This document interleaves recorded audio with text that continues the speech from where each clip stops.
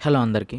అయితే మీరు last video చూడకపోయుంటే ఒకసారి ఎళ్లి చెక్‌ఔట్ చేయండి. అసలు మనం ఎలా లాస్ అయ్యాం, అయితే ఈ కంప్లెయింట్స్ అన్నీ ఎందుకు, ఇవన్నీ ఏంటి, అసలు ఏం విషయం జరిగింది అనేదైతే లాస్ట్ వీడియోలో డీటెయిల్డ్‌గా అయితే చెప్పడం జరిగింది. అయితే సింపుల్‌గా నా బ్యాగ్ అయితే అహ్మదాబాద్‌లో అయితే పోయింది. పోలీస్ వాళ్ళు అసలు రెస్పాండ్ అవ్వలేదు. ఎఫ్ఐఆర్ ఫైల్ అవ్వలేదు. కంప్లెయింట్ తీసుకోలేదు. 4, 5 స్టేషన్‌లకి తిప్పారు. తిప్పడంతో నేనైతే సేమ్ డే ఫ్లైట్ ఉండడం వల్ల నేను ఫ్లైట్ జర్నీ చేయాల్సొచ్చింది అహ్మదాబాద్ టు విశాఖపట్నం. అయితే లాస్ట్ వీడియోలో చాలా రెస్పాన్స్ అయితే వచ్చాయి.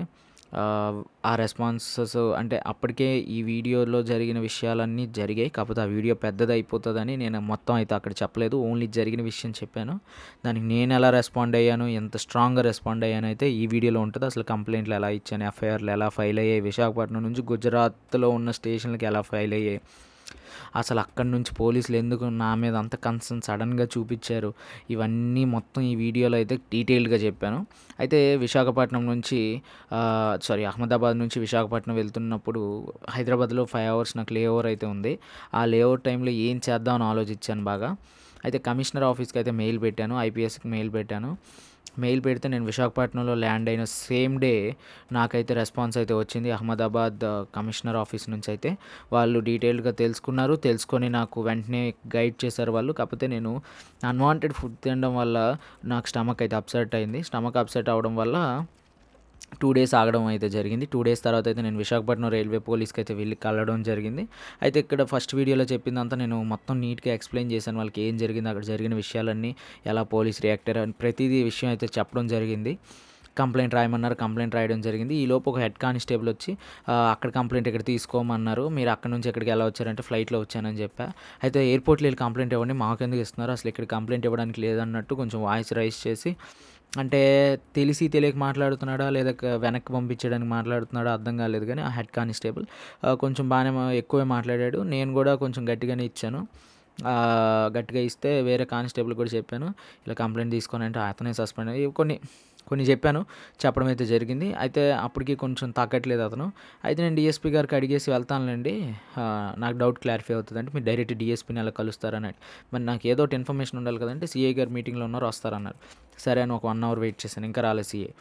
సీఐ గారు రాకపోవడంతో నేను డైరెక్ట్ డీఎస్పీ ఆఫీస్ రూమ్లోకి వెళ్ళడం అయితే జరిగింది. వెళ్ళడం అయితే డీఎస్పీ చాలా ఒబీడియంట్గా, సార్ ఇలా 5 మినిట్స్ ఉండండి, మీటింగ్ అవుతుంది, సీఐ గారు వస్తారని ఒక ఏఎస్ఎని పంపించి నన్ను వెయిట్ చేయించారు. అయితే ఒక 15 మినిట్స్ తర్వాత అయితే సీఐ వచ్చారు. అంటే నాకు ఆ తర్వాత అర్థమైందనమాట, ఏమీ లే నాకు ఎగిరెగిరి పడతది, అన్నీ ఉన్నది, చాలా ఒబీడియంట్‌గా ఉంటదని. చాలా నీట్‌గా మాట్లాడారు డీఎస్పీ గారైతే. అయితే సీఐ గారు వచ్చి అడిగారు, అసలు ఏం జరిగిందంటే ఇలా కంప్లెయింట్ తీసుకొని అన్నారు, అక్కడ జరిగింది ఇలా ఈ ఈ ఈ విషయం మళ్ళీ చెప్పడం జరిగింది. ఎవరది తీసుకొనంది అన్నారు. బయట వేరే వాళ్ళండి అని చెప్పాను. నాకు ఇంటి పేరుతో పాటు అతని పూర్తి పేరు తెలుసు. ఎందుకంటే ఇక్కడ నేమ్ ప్లేట్ ఉంటది కదా! నేను చూసాను. నేమ్ ప్లేట్ చూసాను. చూసినప్పుడు అతనైతే తీసుకోండి అనేసి అక్కడ ఏఎస్ఐకి, కానిస్టేబుల్‌కి చెప్పడంతో వాళ్ళు బయటకొచ్చారు. ఎందుకిలా అన్నావని అతనికి అడిగారు, ఎవరు అన్నారో అతనికి అడిగి, అయితే నేనెందుకు చెప్పలేదు అతని పేరు అంటే, వీళ్ళు అందరూ ఒకటే, అందులో ఏం మార్పు ఉండదు. వీళ్ళే కంప్లెయింట్ రాయాలి, వీళ్ళే ఎఫ్ఐఆర్ ఫైల్ చేయాలి, హెడ్ కానిస్టేబుల్స్ ఈళ్ళే. ఒకవేళ ఆళ్ళతో మనం ఊరికే రచ్చ పెట్టుకున్నాం అనుకోండి, మనకు జరిగేది, ఒడిగేది ఏం ఉండదు. వాళ్ళకేం జరిగిపోదు సీఐతో చెప్పడంతో. అందుకే నేనైతే చెప్పడం జరగలేదు. అయితే తర్వాత కంప్లెయింటు నేను అందులో అమౌంట్స్ ఎయడంతో మళ్ళీ కంప్లెయింట్ కొత్త లెటర్ రాశాను. ఎందుకంటే అమౌంట్స్ అందులో వేయకూడదు. పోయిన ఐటెమ్స్ వాళ్ళు వాల్యూ కడతారనమాట. మీది 2,00,000 అయినా వాళ్ళు 5,000, 10,000 వాల్యూ వేస్తారు. కాకపోతే ఎన్‌వైసీస్ మీరు పిన్ చేస్తారు కాబట్టి పర్వాలేదు. నేను ఒప్పుకోపోనేవాడిని. కాకపోతే జీవో చూపిచ్చారు వాళ్ళు. దాంతో ఒప్పుకోవాల్సొచ్చింది. అయితే కంప్లెయింట్ తీసుకున్నారు. స్టేట్మెంట్ వైట్ పేపర్ మీద సంతకం పెట్టియండి, మేము తర్వాత స్టేట్మెంట్ రాస్తాము, ఎఫ్ఐఆర్ ఫైల్ చేస్తాం అన్నారు. నేను అలా ఫైల్ చేయనండి, నాకు ఎఫ్ఐఆర్ ఖచ్చితంగా కావాలి. నేను ఎఫ్ఐఆర్ బేస్‌గా నేను ఇంకో కంప్లెయింట్ పెట్టాలి ఇంకొకళ్ళ మీద అని చెప్పా. అయితే జరగడం జరిగింది. అయితే వెయిట్ చేయాలి సార్, అందరూ లంచ్‌కెళ్లారంటే, ఓకే నేను కొంచెం వెయిట్ చేశాను. వెయిట్ చేశాక స్టేట్మెంట్ రాశారు. స్టేట్మెంట్ రాసి ఎఫ్ఐఆర్ అయితే ఇవ్వడం జరిగింది. వాట్సాప్‌లో పంపించారు ఎఫ్ఐఆర్ కాపీ ఒరిజినల్. పంపించితే నేను ఇంకా ఎఫ్ఐఆర్ పంపించాక సైబర్ సెక్యూరిటీ సెల్‌కి అయితే వెళ్ళాను. సైబర్ సెల్‌కి వెళ్ళాక వాళ్ళు ఇక్కడ తీసుకోము సార్, మీరు ఆన్‌లైన్‌లో పెట్టండి అని చెప్పారు. వాళ్ళు చాలా నీట్‌గా చెప్పడం అయితే జరిగింది. వాళ్ళు నీట్‌గా చెప్పడంతో నేను సీఈఐఆర్ అనే వెబ్సైట్ ఉంటది. మన ఆల్ ఇండియాలో ఎక్కడైనా ఏ మొబైల్ గానీ, ఏ సైబర్ సెక్యూరిటీ ఇష్యూ జరిగినా మీరు అందులో అయితే కంప్లెయింట్ రైజ్ చేయొచ్చు. అయితే నేను ఆ పోర్టల్‌లో అయితే రైజ్ చేయడం జరిగింది. అహ్మదాబాద్ సిటీ రైల్వే సైబర్ సెల్‌కైతే సెలెక్ట్ చేసుకున్నాను. అక్కడ అడ్రెస్ సెలెక్ట్ చేసుకోవాలి. ఏ ఆఫీస్‌కి వెళ్ళాలి అనేది కూడా మీరే సెలెక్ట్ చేయాలి. వాళ్ళే ఈ కేస్‌ని ఎంక్వైరీ చేస్తారు.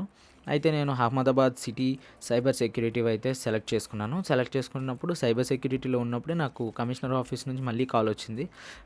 అంటే ఈ ఇష్యూని ఒక హెడ్ కానిస్టేబుల్ ఏఎస్ఐ ఎవరో దీన్ని కేర్ చేస్తున్నట్టున్నారు. ఒకే పర్సన్ మక్వానా అని ఉంది. ఆయనే కేర్ చేశారు. మొత్తాన్ని అయితే ఇలా జరిగింది అదంతా చెప్పి 0 ఎఫ్ఐఆర్ అయితే నేను ఆయనకి పెట్టడం అయితే జరిగింది వాట్సాప్‌లో పెట్టిన వెంటనే 2 అవర్స్‌లో నాకు శబరిమతి రైల్వే స్టేషన్ నుంచి సీఐ ఫోన్ చేశారు. సీఐ ఫోన్ చేశారంటే ఎంత గట్టిగా అయ్యి ఉంటదో ఆలోచించండి. ఎందుకంటే జనరల్‌గా ఎంక్వైరీ చేయడానికి constable, home guard, head constable, computer operator ఇంతకు మించి ఎవరు ఫోన్ చేయరు డైరెక్ట్‌గా. అయితే సీఐ ఫోన్ చేశారు. ఏం జరిగింది? మీరొచ్చినప్పుడు ఇక్కడ ఎవరున్నారు? అసలేం జరిగింది? ఇవన్నీ అడిగి తెలుసుకున్నారు. నేను కూడా క్లియర్‌గా ఎక్స్‌ప్లెయిన్ చేయడం అయితే జరిగింది. అహ్మదాబాద్ రైల్వే పోలీస్ వాళ్ళు కూడా ఫోన్ చేశారు. అంటే మనం పెద్దగా చేస్తే రెస్పాండ్ అవుతారు. సింపుల్‌గా వెళ్తే మాత్రం వేరే స్టేషన్‌లకి తిప్పడం, కంప్లెయింట్ తీసుకోపోవడం, ట్రైన్‌లో కెమెరా లేకపోవడం, ట్రైన్‌లో ఆర్‌పీఎఫ్ పోలీస్ లేకపోవడం, అసలు ఏం గవర్నమెంట్ ఎంప్లాయీస్ ఏం చేస్తున్నారు? ప్రతి డిపార్ట్మెంట్‌లో నేను అడుగుతున్నా. అసలు మినిమమ్ రెస్పాండ్ లేదు. కామన్ పర్సన్ వస్తే సమాధానం ఉండదు. ఎవడో పవర్ ఉన్నోడికి మాత్రం కింద మీద మొత్తం అంటే కింద మీద పడిపోయి మరీ సహాయాలు చేసేస్తూ ఉంటారు, పనులు చేసేస్తూ ఉంటారు. నిమిషాల్లో పనులు అయిపోతూ ఉంటాయన్నమాట. ఏ పని లేని వాడికి అంటే ఏ పవర్ లేని వాడికి మాత్రం నెలలు, సంవత్సరాలు వెయిట్ చేయాల్సి వస్తుంది. సరే ఏదైనా నేనైతే గట్టిగా ఇచ్చాను. గట్టిగా జరిగిందయితే. కంప్లెయింట్ అయితే రైజ్ చేయడం జరిగింది. ఇంకొక విషయం కూడా జరిగింది. అది ఎందుకు మెన్షన్ చేయట్లేదంటే ఈ వీడియో ఓవర్ ఎన్హాన్స్మెంట్ అయిపోతుంది. అంటే నేను చెప్పే పదాలు విషయం ఓవర్ ఎన్హాన్స్మెంట్ అయిపోతుంది. ఒకవేళ ఈ కేసు సాల్వ్ అయ్యి ఏదైనా ఐటెం దొరికిందనుకోండి, అప్పుడు అసలు నేను ఏం చేశాను, రైల్వే కోర్ట్ ఇదంతా మొత్తం నీట్గా ఎక్స్ప్లెయిన్ చేస్తాను. ఆ విషయం అయితే నేను చెప్పట్లేదు, అందుకే అది స్కిప్ చేస్తున్నాను. దొరికాక దాని గురించి పూర్తిగా ఖచ్చితంగా చెప్తాను. అయితే రైల్వే పోలీసుల దగ్గర మనకి ఎఫ్ఐఆర్ ఫైల్ అయింది, సైబర్ సెక్యూరిటీలో అయింది. అంటే అదే గాని నేను ఆ రోజు హైదరాబాద్లో అయిపోయిందిలే పోయిందని నేను ఫీల్ అయ్యి ఉండి వదిలేసి ఉంటే ఇంతవరకు రాదు. ఏదైనా మనిషిగా పుట్టావు కాబట్టి తిని తొంగడం కాకుండా ఇంకా ఏవైనా ఇలాంటివి జరిగినప్పుడు దానికి రెస్పాండ్ అవ్వడం, వేరే వాళ్ళకి జరిగితే కన్సర్న్ తీసుకోవడం, ఇలాంటివి చేయండి. పనికిరాని బేవర్స్ కామెంట్లు అయితే చేయకండి. ఎందుకంటే ఆ కామెంట్స్ అంటే నేను పెద్దగా కామెంట్స్ పట్టించుకోను. దానితో నాకు సంబంధం లేదు. బ్రో కథలు బాగానే చెప్తున్నానంటే ఓకే బ్రో నేను ఇండస్ట్రీలో ట్రై చేస్తానని చెప్పే రకం నేను. అలా కామెంట్ వచ్చింది. నేను పెద్దగా సీరియస్ తీసుకోను. అంటే మీరు చాలామంది ఇది ఫేస్ చేశారంట. విశాఖపట్నం రైల్వే పోలీస్‌లోనే ఫేస్ చేశారంట. కామెంట్స్ వచ్చాయి నాకు. వాళ్ళు వేరే పోలీస్ స్టేషన్‌కి డైరెక్ట్ చేయడం. మీరు ఎప్పుడైనా ఒకే పాయింట్ మీద ఉండండి. అక్కడ పోయింది, ఇక్కడ పోయిందని చెప్పకండి. ట్రైన్‌లో పోయింది అంటే మీకు జరిగిందే చెప్పండి. జరిగిందే చెప్పి నాకు రైల్వే ఎంక్వైరీకి వెంటనే కంప్లెయింట్ ఇవ్వండి. ఆర్‌పీఎఫ్ వాళ్ళు వచ్చి మీకు గైడ్ చేస్తారు ఏం చేయాలనేది.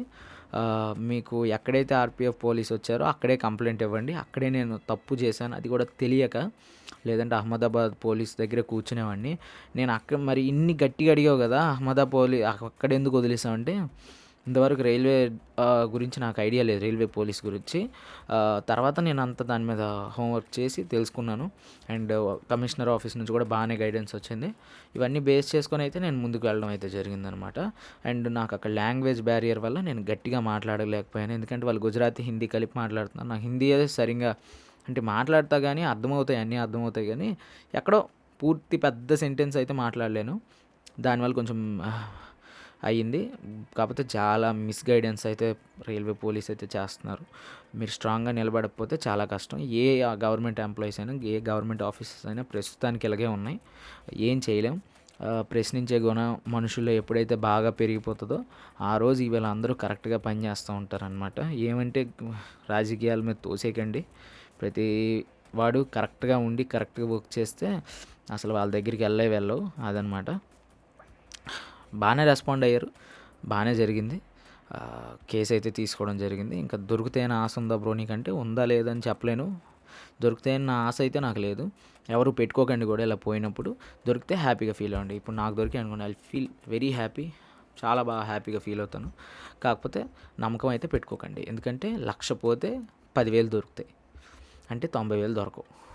ఫోన్స్ చెప్తున్నా. అలాంటి సిచ్యువేషన్‌లో ఉన్నాం మనం. అలాంటప్పుడు దొరకవనమాట. దొరికితే ఆనందంగా ఫీల్ అవ్వండి. అది.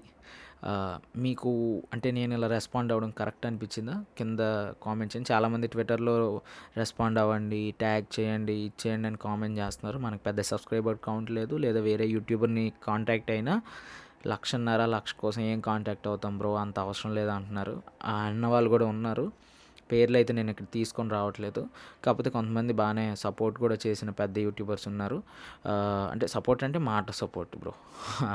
అయితే అలా జరిగింది. మన వాళ్ళు బాగానే రెస్పాండ్ అయ్యారు. నేను మెసేజ్ చేసిన మన సబ్స్క్రైబర్ కౌంట్ ఎంత చెప్పండి, చాలా తక్కువ. కాకపోతే బాగానే రెస్పాండ్ అయ్యారు. వాళ్ళందరికీ థ్యాంక్ యూ చెప్తున్నా.